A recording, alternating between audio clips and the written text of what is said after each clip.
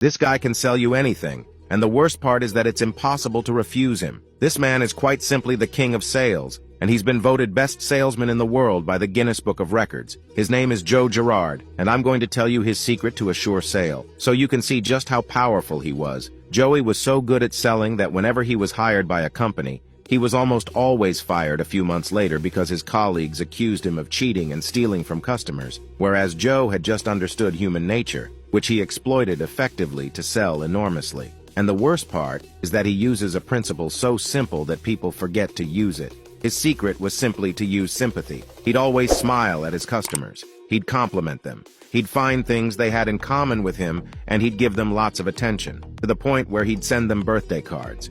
Sympathy is really the most powerful way of persuading someone to do something, so I encourage you to put it into practice, and you'll see that your customer will feel much more pampered, will find it much easier to buy your product.